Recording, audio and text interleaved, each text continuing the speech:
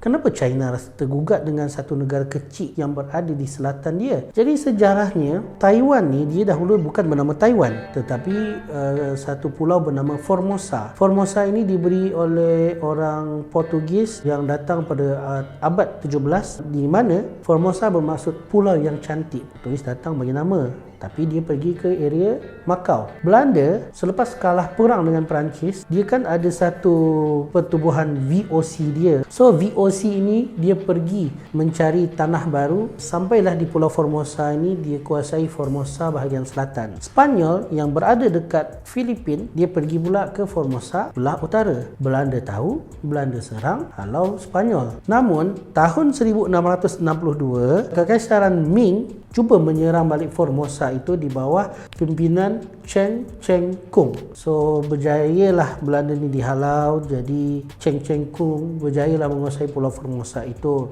di bawah pengaruh dinasti Ming. Namun dinasti Ming jatuh di tangan dinasti Qing. So dinasti Qing ini menguasai Pulau Formosa tersebut. Dan pada tahun 1895, Jepun dia perang dengan China. Masa tu perang China-Jepun. Akhirnya Jepun berjaya menguasai Pulau Formosa tersebut. Jepun cuba memodernkan dengan membina sistem pengangkutan kereta api, memperkenalkan pendidikan kepada penduduk di Pulau Formosa tersebut. Sampailah pada Perang Dunia yang Kedua, Jepun kalah. Jadi Jepun kena serahkan bekas tanah jajahannya kepada negara yang menguasai sebelumnya. Dalam konteks Pulau Formosa ini adalah tanah besar China. Dinasti Qing jatuh di tahun 1911 di bawah kekuasaan Dr. Sun Yat-sen yang mahukan dinasti ini jatuh menjadi sebuah republik. Jadi Dr. Sun Yat-sen ini percaya bahawa China ini boleh digabungkan utara dengan selatan. Namun pada tahun 1919, Soviet Union cuba membawa pengaruh komunis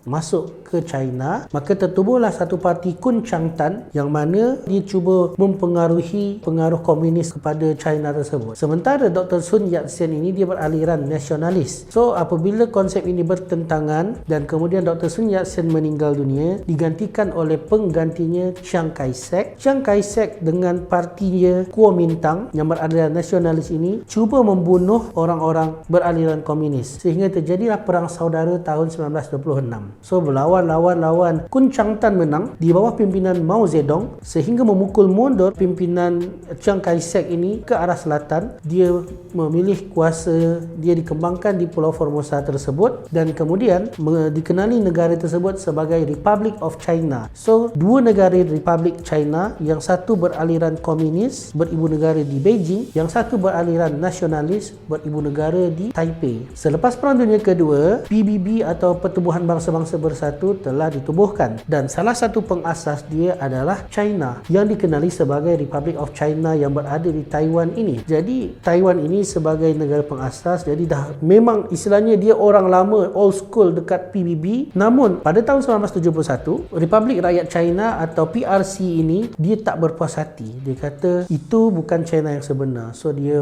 mengajukan usul kepada PBB untuk membuang Taiwan daripada PBB. Jadi masa tu PBB mengajukan usul, oh tak boleh, apa kata kalau korang berdua dalam PBB. Tapi Chiang Kai-shek dengan satu kata yang sampai sekarang masih terkenal, iaitu satu langit tidak boleh ada dua matahari. Jadi Chiang Kai-shek memilih untuk berundur, ditambah pula dengan satu resolusi 2758 pada 25 Oktober 1971 di mana 75 negara mengundi bahawa Republik Rakyat China adalah ahli yang sah untuk PBB, dan salah satu negara yang tersebut yang mengundi adalah Malaysia. Sehingga sampai sekarang Taiwan tidak diiktiraf sebagai negara di bawah naungan PBB. Namun Taiwan adalah satu daripada 4 negara di Asia yang merupakan kuasa besar selain Jepun, Korea Selatan, China dan Taiwan. Sebab itulah kalau kita tengok kenapa konflik China-Taiwan ni makin lama macam tak ada habis-habisnya. Sebab China dia nakkan balik kuasa Taiwan sebab menganggap Taiwan ini adalah sebahagian daripada mereka. Manakala Taiwan dia mahukan ambil alih kekuasaan di tanah besar tersebut kerana menganggap mereka lah yang bersusah payah dahulu membebaskan kekuasaan kekaisaran di China itu.